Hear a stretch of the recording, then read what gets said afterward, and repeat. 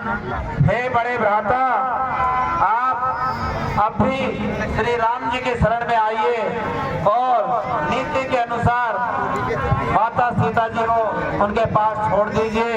इससे आपका और आपके कुल का भला होगा। आपने अपने कुल का नाश बिना नीति के करवा लिया।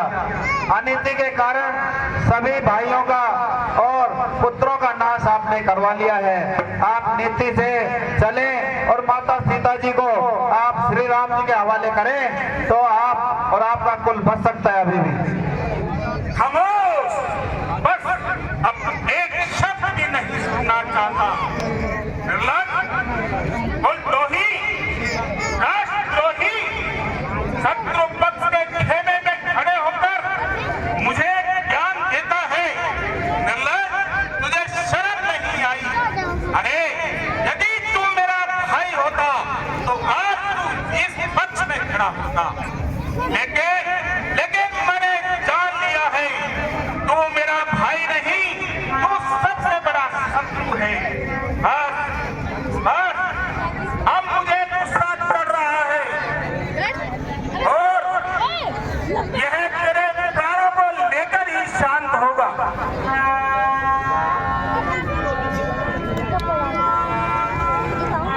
भैया, मैं आपका छोटा भ्राता, मैं आपको आज्ञा तो नहीं दे सकता, मैं आपको विनती कर सकता हूँ कि आप ऐसा अनर्थ ना कीजिए और माता सीता जी को लौटा दीजिए और नीति के अनुसार चले।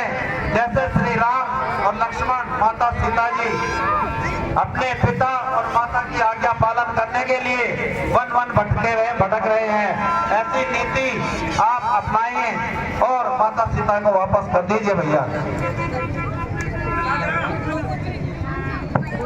चला जा, लौट जा वापस, वरना आज तेरे प्राणों की रक्षा तेरा ये श्री राम नहीं कर पाएगा। भैया, मैं तो श्री राम के शरण में ही हूँ। आपकी जय हो, जय हो।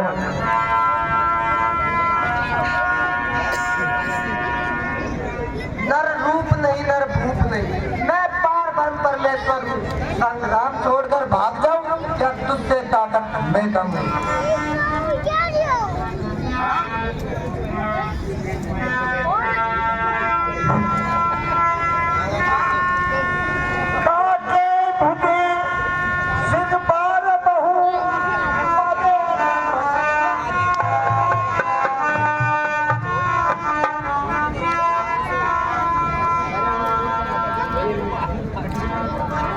आए गए राम, मुझे तुम्हारा ही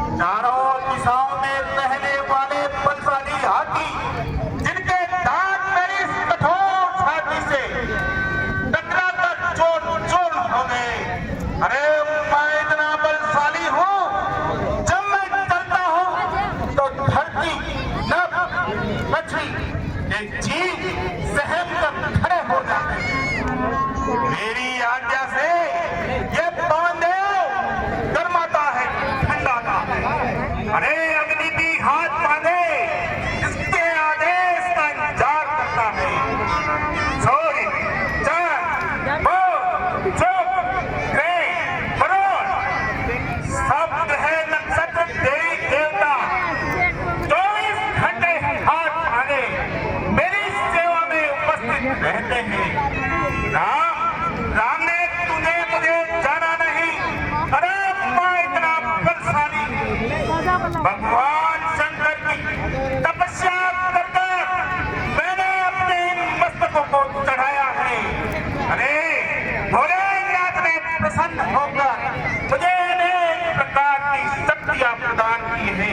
अरे मैंने उन भोलेनाथ को कैलाश पर्वत से ही अपनी बलिष्ठ भुजाओं पर उठाया है। महाप्रतापी विद्वान बलशाली मैं महाबली रावण हूँ। 30 के 10 20 ले और भुजा 20 ले बात लू तेरे गर्व और गुमान की तो लंका से कोट ले और समुद्र से खाई कई धाम निशाचरों के नाम पे। सुनो रावण कहता है राम पहले मैं लूंगा तेरी जान और फिर लूंगा मेरी जान की। ना बात आंधी ना बांधी दे दूंगा जान नहीं दूंगा जान की।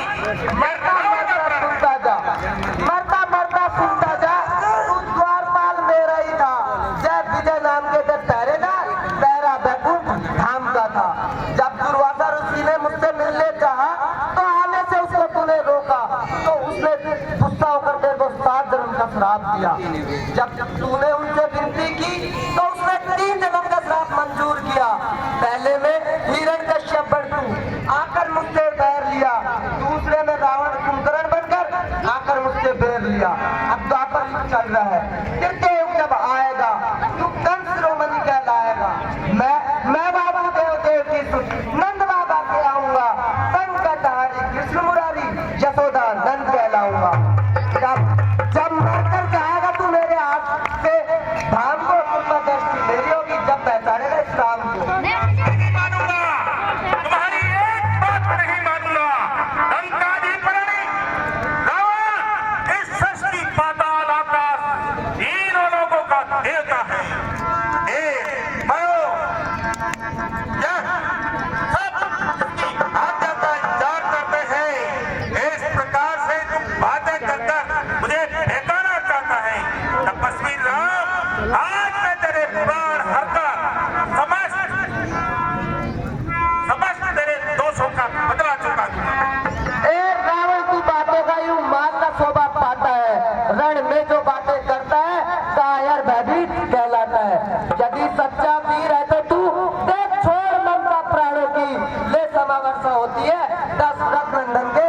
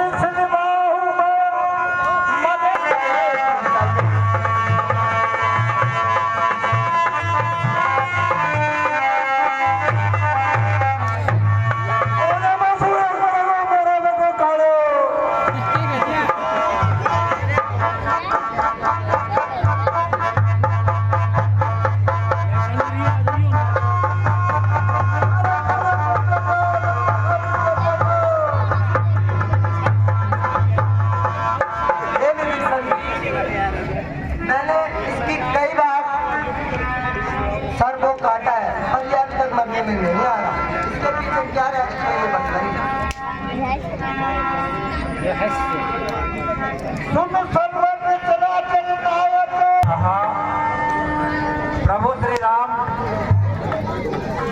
रावण जब तक नहीं मर सकता जब तक इनके नाभि से अमृत नहीं निकाल लिया जाए।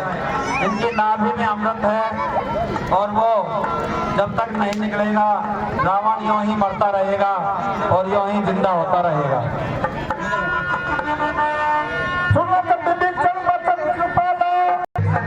पहले हमें इनके अग्निकुंड को ही अग्निबाण चलाकर इनके अमृत को शांत करना पड़ेगा।